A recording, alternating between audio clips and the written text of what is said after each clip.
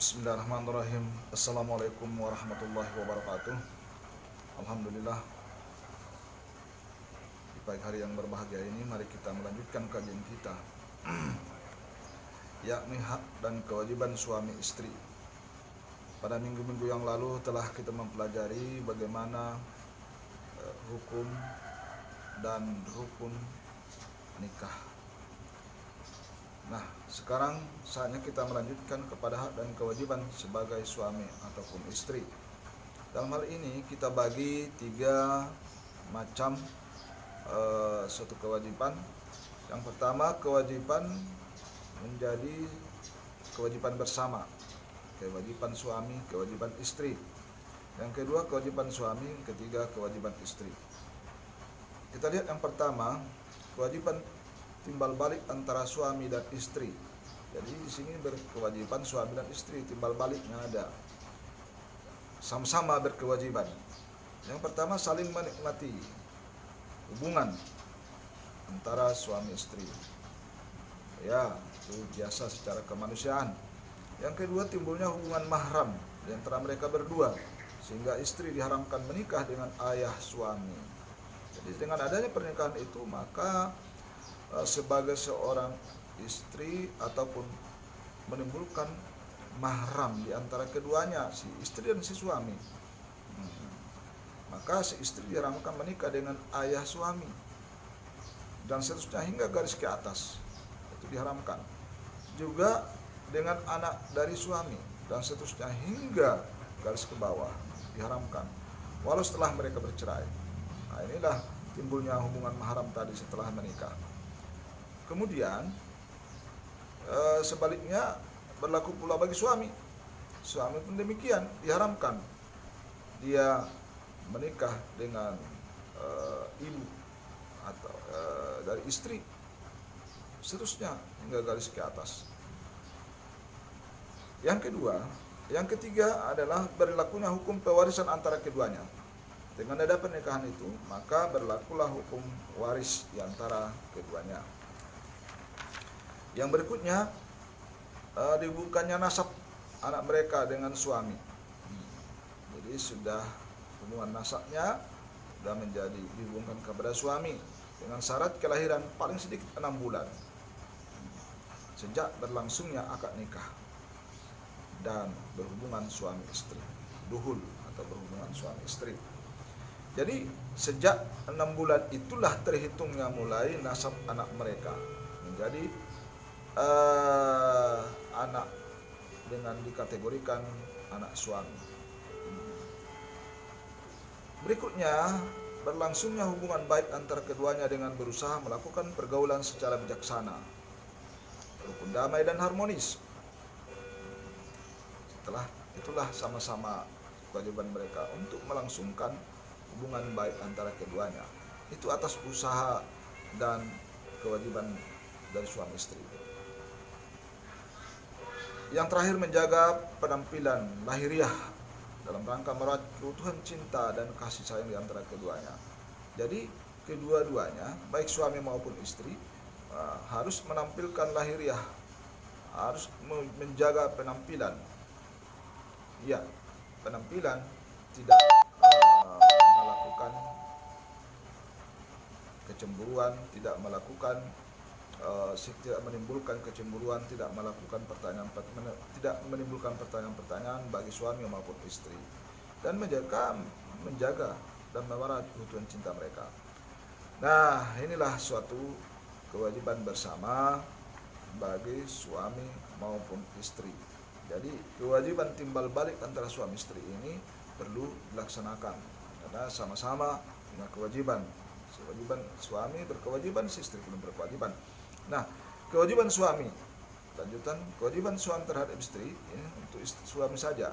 Seorang suami wajib memberi mahar kepada istrinya, walaupun itu tidak merupakan rukun nikah, tetapi wajib seorang suami memberikan mahar kepada istrinya. Jadi dalam hal ini, karena mahar itu sangat penting, memberikan mahar itu mazhab Maliki memasukkan mahar ke dalam rukun nikah. Dia bukan karena begitu saking pentingnya mahar itu menurut Imam Malik, maka dikategorikan dimasukkan mahar itu kepada rukun nikah. Sementara para fuqaha yang lain, ya, para ahli fikih yang lain memasukkan mahar ke dalam syarat sahnya nikah. Jadi kalau kita lihat perlangsungan pernikahan itu mahar tidak merupakan rukun nikah, maka cukup 5 saja. Adanya mempelai laki-laki, adanya mempelai perempuan, kemudian adanya wali,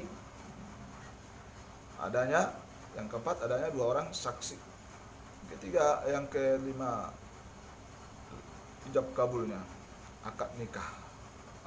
Itu yang 5 itu saja tidak termasuk mahar. Sementara karena Imam Maliki melihat hal itu sangat penting, maka dimasukkannya ke dalam rukun nikah. Begitu juga yang berikutnya, kewajiban suami terhadap istrinya. Ya, kita lihat kembali sebelakang. Jadi Imam Maliki tadi memasukkan itu sebagai rukun nikah karena begitu pentingnya. Tetapi walaupun dia merupakan syarat nikah, kalau kita lihat sekarang ini merupakan syarat sahnya nikah, ya, bahwa kalau kita lihat alasannya itu bisa diutang mahar itu. Cuma pembayaran mahar itu bisa diutang, ditangguhkan andai kata seorang istri menolak apa keinginan suami, itu wajar. Kalau dia nanti menolaknya jangan marah.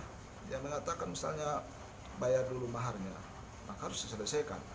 Ya, itulah kewajiban seorang suami. Yang kedua, kewajiban seorang suami itu nafkah, yaitu pemberian nafkah untuk istri. Jadi pemberian nafkah untuk istri demi memenuhi keperluan hidup berupa makanan, pakaian, perumahan, termasuk perobatan, pembantu rumah tangga dan sebagainya.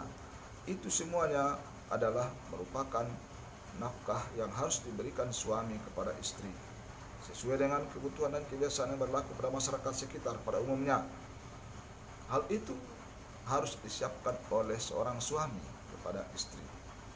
Itu kewajiban suami menyiapkan itu semampu dia, bagaimana ada apa adanya. Jangan tidak disiapkan. Kalau nggak disiapkan hal yang demikian, hanya nafkah saja disiapkan, salah. Siapkan juga pakaiannya, siapkan juga perumahannya, siapkan juga perobatannya, siapkan juga pembantu rumah tangga. Kenapa? Supaya seorang istri itu sudah bisa melaksanakan tugasnya sebagai seorang istri. Ya. Yang terakhir, kewajiban istri terhadap suami. Yang kewajiban ini jadi seorang istri juga memiliki kewajiban, bukan hanya suami saja. Seorang istri memiliki kewajiban. Yang pertama, taat kepada suami. Istri yang setia kepada suaminya berarti telah mengimbangi kewajiban suaminya kepadanya. Jadi kalau seorang istri tidak setia, maka istri itu adalah istri yang tidak bagus. Maka selaku istri yang bagus itu, dia harus taat pada suami. Dalam ketaatannya itu, istri itu menunjukkan bagaimana keseimbangannya. Tadi seorang suami memberikan nafkah kepadanya, semua nafkah kehidupan lahir batin, ya, yang diberikannya pakaian, makanan, perumahan, pengobatan, dan lain sebagainya. Jadi sebagai timbal balik daripada hal yang demikian, maka seorang istri diwajibkan untuk taat kepada suami. Yang berikutnya adalah menjaga diri dan kehormatan keluarganya. Jadi seorang istri menjaga kehormatan diri dan rumah tangganya adalah mereka yang taat kepada Allah dan suaminya. Dan memelihara kehormatan diri merupakan mereka bila mana suami tidak ada di rumah, tetap istri itu menjaga kehormatannya. Jadi seorang istri yang harus menjaga kehormatannya walaupun suami tidak ada di rumah. Maka dari itu seorang istri tidak dibenarkan secara agama menerima tamu laki-laki kalau suami tidak ada atau tanpa izin suami. Kenapa? Karena nanti ini akan merusak hubungan suami istri, akan merusak kehormatan keluarga. Dikhawatirkan akan menjurus ke sana. Jadi karena itu seorang istri, dia wajib menjaga kehormatannya, menjaga kehormatannya agar seimbang kewajiban daripada suami tadi kepadanya. Jadi kehormatan itu merupakan kewajiban yang sangat penting bagi seorang istri untuk diri dan keluarganya. Kemudian yang ketiga, merawat dan mendidik anak. Jadi merawat anak, mendidik anak merupakan suatu kewajiban bagi seorang istri. Merawat anak, mendidik anak merupakan suatu kewajiban bagi istri, karena suami tadi telah pergi untuk mencari nafkah, menyiapkan nafkah. Ya, sebenarnya untuk mendidik anak itu juga kewajiban daripada seorang suami. Jadi bukan hanya materialnya saja, tapi kewajiban suami itu termasuk memimpin rumah tangganya, termasuk membimbing dan mendidik anaknya. Itu mendidik anak dan istri itu merupakan kewajiban bagi seorang suami. Jadi untuk mendidik anak, mereka bersama-sama memiliki tugas, dan mendidik anak itu kewajiban istri dan kewajiban suami. Jadi anak di rumah tangga itu, istri itu tetap membantu suami untuk memberikan pendidikan keagamaan, pendidikan yang bagus kepada anak.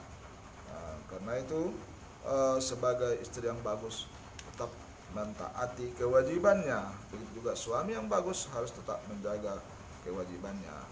Jadi andailah sudah tercipta dan terlaksana hak dan kewajiban sebagai seorang istri, hak dan kewajiban sebagai seorang suami, maka amanlah rumah tangga itu adanya. Demikian kajian kita, materi pembelajaran kita pada hari ini. Semoga ada hikmah dan manfaatnya. Wabillahi taufiq wal hidayah. Assalamualaikum warahmatullahi wabarakatuh.